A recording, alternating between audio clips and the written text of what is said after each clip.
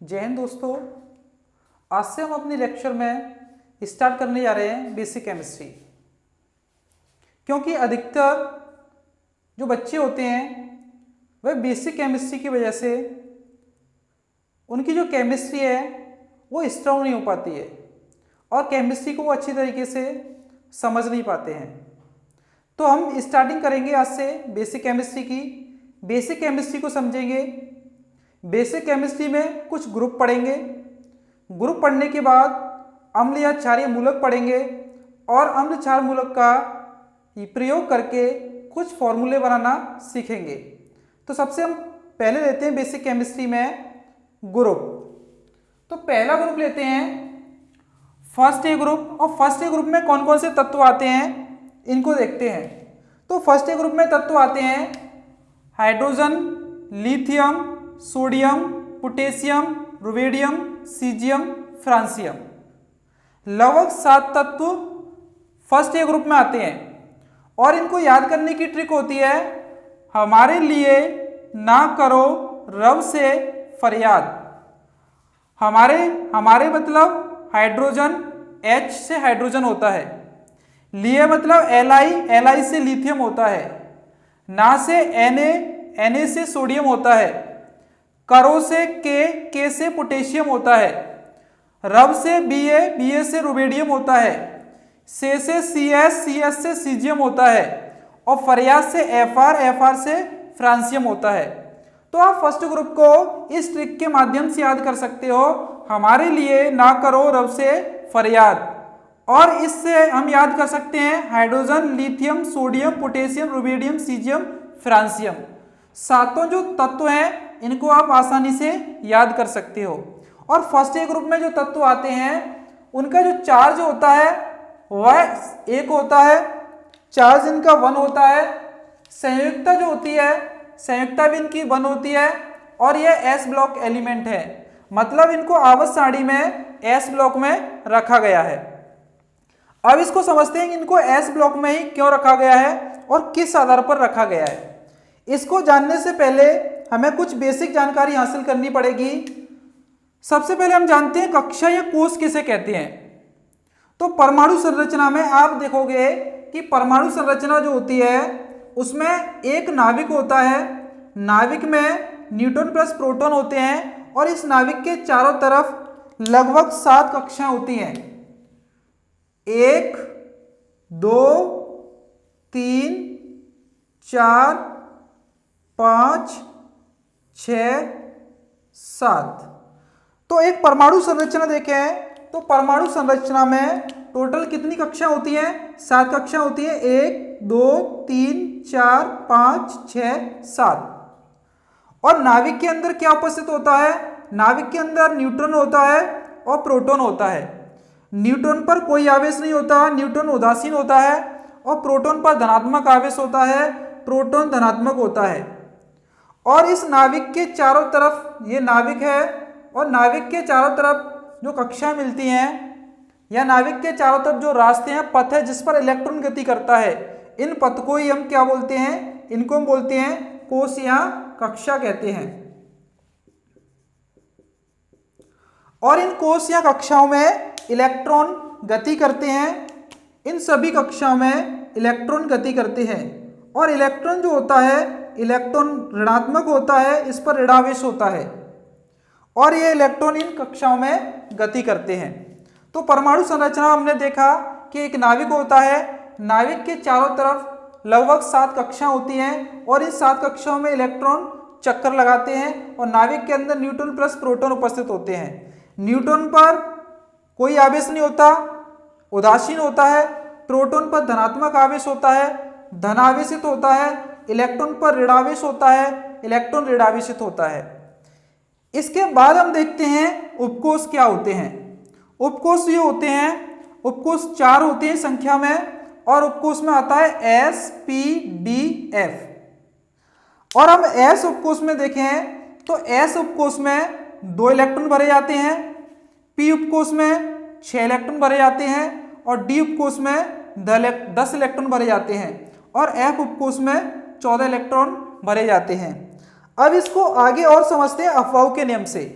अफवाह नियम जो है इसको याद करने की शॉर्ट ट्रिक है, आप जो रेड अक्षर देख रहे हो जिसको मैंने गिनतियों के अंकों में दिखाया है 122, 334, 345, 456, 456, 756।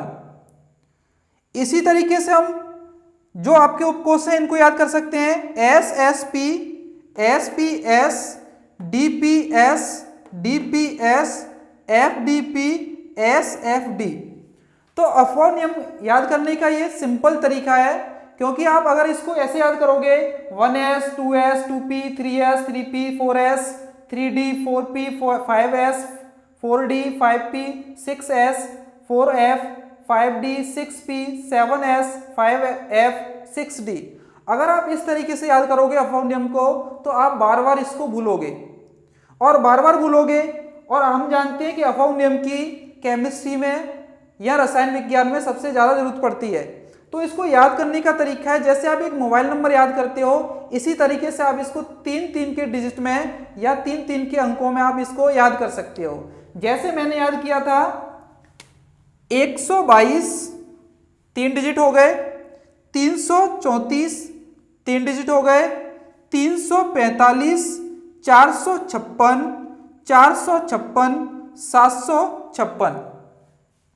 इसी तरीके से आप कोषों को याद कर सकते हो, उपकोषों को S S P, S P S, D P S, D F, D P S, F D P, S F D. तो इस तरीके से आप अफवाह नियम को याद कर सकते हो। अब इस अफवाह नियम का हम प्रयोग देखते हैं, प्रयोग किस तरीके से किया जा सकता है।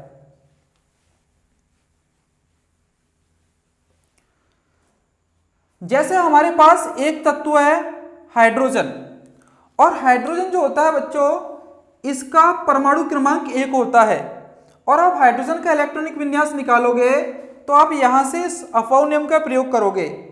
तो आप सबसे पहले लिखोगे 1s, और हमने आपको बताया था कि s में अधिकतम कितने इलेक्ट्रॉन भरे जा सकते हैं, s में अधिकतम 2 इलेक्ट्रॉन भरे जा सकते हैं। अगर आप इसमें अधिकतम 2 इलेक्ट्रॉन भरते हो तो हम देखते हैं कि हाइड्रोजन के का जो परमाणु क्रमांक है वह 1 है, और हाइड्रोजन के पास ओनली 1 इलेक्ट्रॉन उपस्थित है। तो इसमें कम से कम इलेक्ट्रॉन कितने भरे जा सकते हैं, कम से कम इलेक्ट्रॉन भरा जा सकता है 1। तो हाइड्रोजन का इलेक्ट्रॉन विन्यास हो गया 1s1। इसको पढ़ते कैसे हैं, जो 1 है ये क्या है आपका कोष या कक्षा है, तो पहली कक्षा के s उपकोष में 1 इलेक्ट्रॉन उपस्थित है। इसी तरीके से आप इलेक्ट्रॉन विन्यास निकालोगे सोडियम का, तो सोडियम जो होता है इसका परमाणु क्रमांक होता है 11। और मैंने आपको बताया था अफवाह नियम याद करने का शॉर्ट तरीका 3-3 डिजिट में आप इसको याद कर सकते हो। जैसे हम सोडियम का इलेक्ट्रॉन विन्यास निकालें तो 122 S S P, 334 S P S. अब आपको मैंने बताया था एस में कितने इलेक्ट्रॉन भरे जाते हैं, एस में 2 इलेक्ट्रॉन भरे जाते हैं। एस में कितने इलेक्ट्रॉन भरे जाते हैं, एस में 2 इलेक्ट्रॉन भरे जाते हैं। पी में कितने भरे जाते हैं, पी में देखा आपने 6 इलेक्ट्रॉन भरे जाते हैं। अब आप यहाँ पर देख सकते हो कि सोडियम जो तत्व है इसमें 11 इसका परमाणु क्रमांक होता है, और इसके अंदर आपने इलेक्ट्रॉन विन्यास जो निकाला है उसमें आप 10 इलेक्ट्रॉन भर चुके हो, 2 2 4 4 और 6 10। अब आपके पास कितने इलेक्ट्रॉन बचे, ओनली 1 इलेक्ट्रॉन बचा। तो आगे लिखने की जरूरत नहीं है आपको, 1 इलेक्ट्रॉन जो है वो s उपकोष में चला जाता है, और आगे हमें अफवाह नियम लिखने की जरूरत नहीं है क्योंकि यह इलेक्ट्रॉन विन्यास यहीं तक कंप्लीट हो जाता है। तो 2 2 4 4 और 6 10, 10 और 1 11। तो सोडियम का इलेक्ट्रॉन विन्यास हुआ, जो आपने ये निकाला ये सोडियम का इलेक्ट्रॉन विन्यास निकाला है।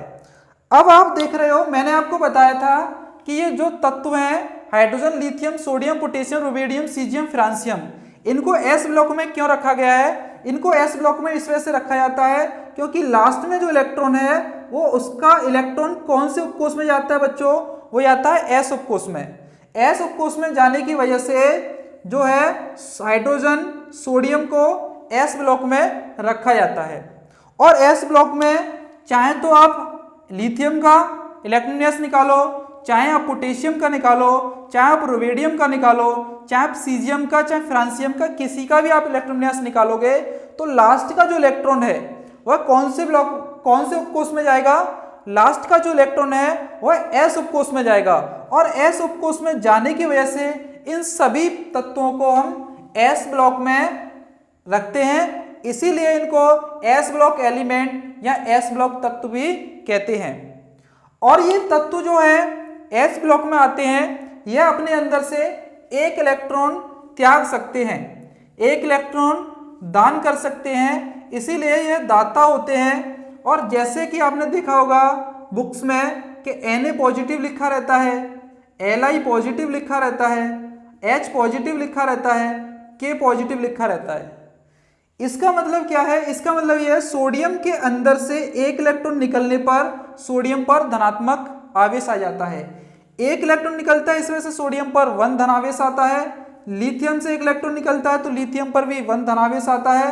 हाइड्रोजन से एक इलेक्ट्रॉन निकलता है तो हाइड्रोजन पर 1 धनावेश आता है। और पोटेशियम से एक इलेक्ट्रॉन निकलता है तो पोटेशियम पर 1 धनावेश आता है। इसी वजह से इसका जो आवेश हो या चार्ज होता है वह 1 होता है। और ये एक इलेक्ट्रॉन किसी को दान करके दूसरे परमाणु या तत्व के साथ संयोग करके बंध बनाता है, इसी वजह से इसकी जो संयोजकता है वह भी कितनी होती है? 1 होती है। तो बच्चों आज हमने अपना फर्स्ट ए ग्रुप पढ़ा और फर्स्ट ए ग्रुप में कुछ तत्व पढ़े, hydrogen, lithium, sodium, potassium, rubidium, caesium, francium.